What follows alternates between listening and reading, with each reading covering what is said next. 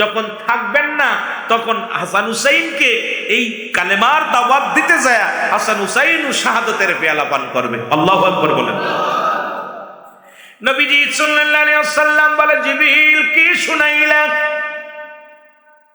বলে, হুজুর আপনার হাসান শাহাদাতের পেয়ালা পান করবে, বিষ পান করিয়া হুসাইন শাহাদাতের পেয়ালা পান করবে। এই কোথায় দিনা? তরবারি দিয়া তার গর্দান কেটে দেয়া হবে, কাল্লা কেটে দেয়া হবে। হুজুর সহ্য করতে পারলেন না। আমার নবীজি সঙ্গে সঙ্গে হাসান রাদিয়াল্লাহু তাআলাকে ডাক দিলেন। ডাক দিয়া মুখের মধ্যে, ঠোঁটের মধ্যে একটা চুমা দিলেন। এবার মুসলমান হুসাইনকে ডাক দিয়ে একটা গলার মধ্যে চুমা দিলেন। চুমা দিয়া পর দুটি ভাই কান্না করতে করতে বাড়ি ফিরে গেলেন। মা ফাতিমা ডাকতে বলে, বাবা কান্দো কেন? বলে, মা রাহমাতুল লিল আলামিন, ওই যে আমার আগের বক্তা বলেছেন হায়াতি খায়রুল লাকুম, আমার নবীজি এই দুনিয়ার মধ্যে আগমন করেছে উম্মতের কল্যাণের জন্য, ওফাতি খায়রুল লাকুম, আমার রাসূল ইন্তেকাল করেছে উম্মতের জন্য। আমার যুবক বন্ধুরা শুনে নাও, আমি আলোচনাটা কানে শুনেছি, সুন্দর বিষয়। নবী আগমন করেছে উম্মতের জন্য, ওফাত হয়েছে উম্মতের জন্য। সুন্দর আলোচনা করেছিল, যারা বসেছিলেন আলোচনা শুনেছেন, আমার দাদু ভাইয়েরা শুনে নাল। এইবার রাসূল পাক সাল্লাল্লাহু আলাইহি সাল্লামের ভালোবাসার ধারণটা যখন মা ফাতেমার কাছে বর্ণনা করলেন, একটা দড়ি চলে আসে, বাচ্চারা দাঁড়া, আমি আমার বাবার কাছে যাব। বাবার কাছে চলে আসলেন, ডাকতে বলে, আব্বা জান, আমি আপনার কাছে জানতে চাই, আপনার কাছে জানতে চাই হাসানকে কেন মুখের মধ্যে আদর করেছেন আর হুসাইনকে কেন গলার মধ্যে আদর করেছেন? আমার নবী চিৎকার মেরে বলে, ফাতিমা রে,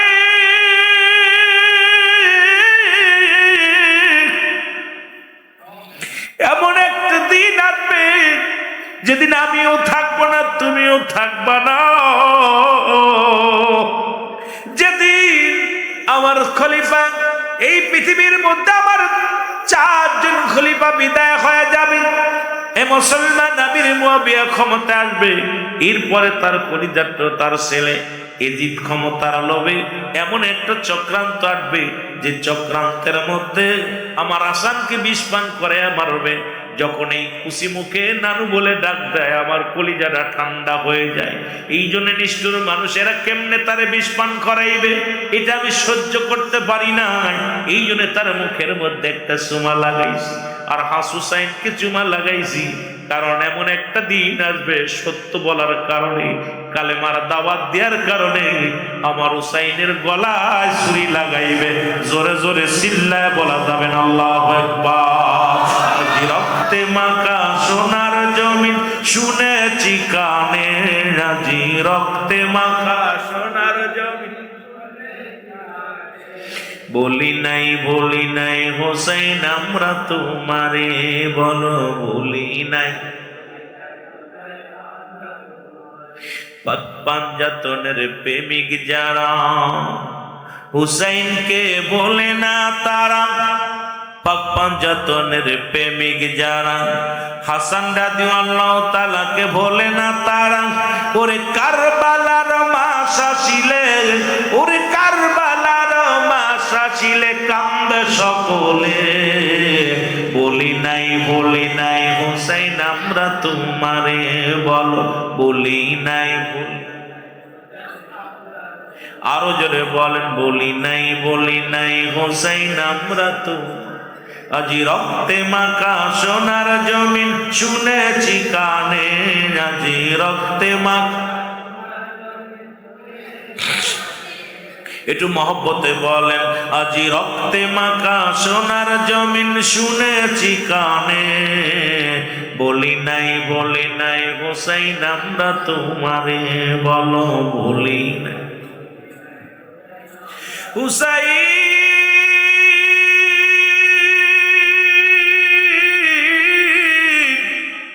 চট্টগ্রামবাসী কাঁদে আজি আপনার প্রেমে, বিশ্ববাসী কাঁদে আজি আপনার প্রেমে, ওগো দয়াল নবী নবীর প্রেমিক আমরা, দয়াল নবীর উম্মত আমরা, ভুলিনি আপনারে, বলি নাই হোসাইন আমরা তোমারে, বলো ভুলি। আজি রক্তে মাখা সোনার জমিন শুনেছি কানে, আজি রক্তে মাখা সোনার জমিন, বলি নাই হোসেন। এ যুবক বন্ধুরা শোনো, গভীর মনোযোগ দিয়া। এরে আমির মুআবিয়া ক্ষমতা আসলে রাসূল ইন্তেকাল করলেন গো, রহমতের নবী বিদায় নিলেন, মা ফাতেমা বিদায় নিলেন, শের খোদা হযরত আলী রাদিয়াল্লাহু তাআলা। মুসলমান এই হায়দারি, যারে মুসলমান ইসলামের তরবারি বলা হয়, মুসলমান গভীর মনোযোগ, উনিও বিদায় নিলেন। যার ভয়ে মুসলমান থরথর করে কাঁপতো কাফেরগণ, উনিও বিদায় নিলেন। স্যার খলিফা বিদায় নিলেন। আসলো আমিরে মুআবিয়ার জামানা, আমিরে মুআবিয়ার গর্ভে থেকে জন্ম নিল এজিদ।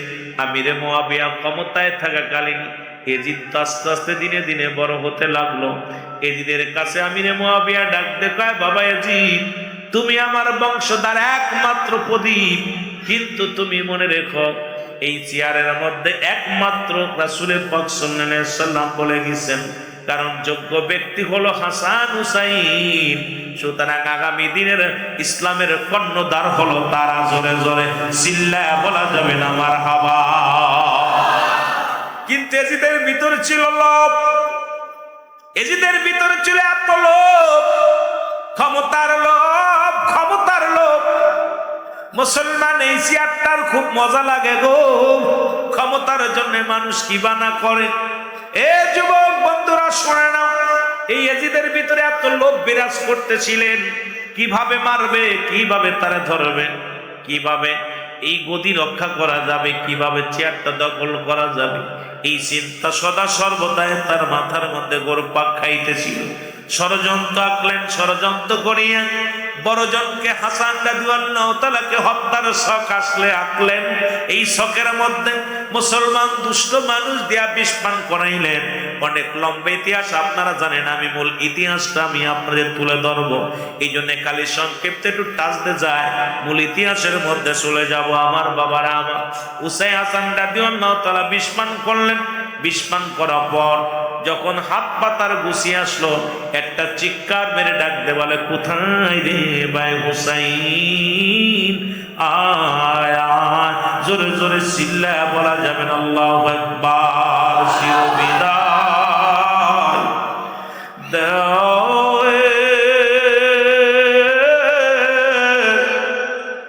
ও ভাই হোসেন রে, ডাকিতেছে নানাজি আমার, বলেন ডাকিতেছে নানাজি আমার, বলেন চিরবিদায় দাও হে ও ভাই হোসেন রে, ডাকিতেছে নানাজি আমার, বলেন ডাকিতেছে ও ভাই হোসেন রে,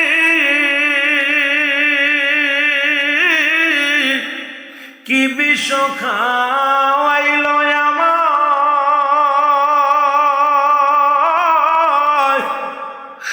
বুকটা জ্বলিয়া যায়, বিষের যন্ত্রণা সহ্য হোক নাহি ও ভাই হোসেন রে, ডাকিতেছে নানাজি আমার, বলো ডাকিতেছে। বাজান রে, সোহাদায়ে কারবালার আলোচনায় চোখের পানি আনতে হবে, যে আলোচনায় হোক বিফলে যেমন মাছের চোখের মধ্যে একটু পানি গড়ায় ফেলাইবেন। আপনার জন্য আমার নবীজি সুপারিশকারী হয়ে যাইব, মারহাবা বলেন না। ওরে ডাকিতেছে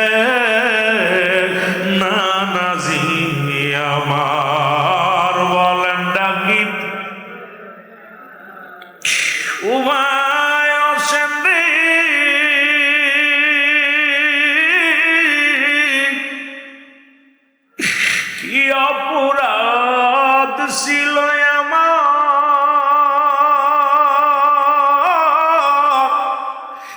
বিষের যন্ত্রণা সহ্য নাই হয়,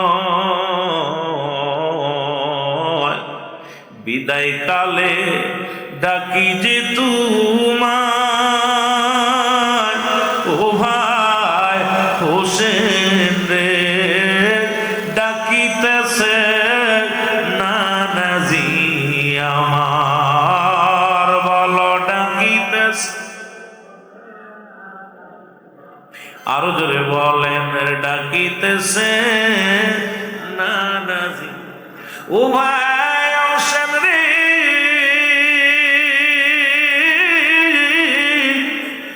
মোর নানাজি আদর করে দিছিল চুমা কুসি মুখে রে, সে মুখেতে বিষ ঢালিল, সে মুখেতে বিষ ঢালিল, নিষ্ঠুর শয়তান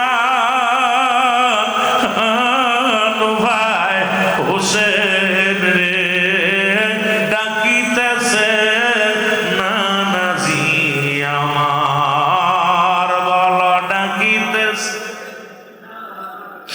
আরো জোরে জোরে চিল্লায় বলেন চির বিদায় দাও হে, ও ভাই হোসেন রে, ডাকিতেছে নানাজি আমার, বল ডাকিতেছে, নাই যে পিতা নাই যে মাতা, কার কাছে কই মনের ব্যথা রে, উনি নাই যে মাতা নাই যে পিতা, ও ভাই আমি কার কাছে বলবো মনের ব্যথা রে, রেখে গেলাম আহলে বায়াত, রেখে গেলাম আহলে বায়াত, দেখে রেখো এ ধরায়, ডাকিতেছে নানাজি আমার, বল ডাকিতেছে, এ দুনিয়ার মুসলমান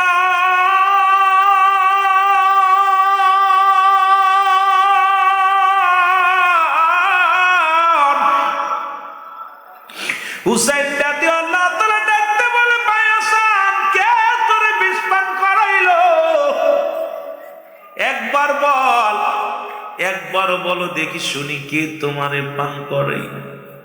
হাসান রাদিয়াল্লাহু তাআলা বলে হোসেন রে, আমি কে পান করাইলো বলবো না, তবে আমার পরে তোমার বিপদ আসে, বিপদ আসবে সেদিন দুনিয়ার কাউকে স্মরণ করবা না, সেদিন আমার নানাকে ডাকবা ইয়া মুহাম্মাদা নানাজি,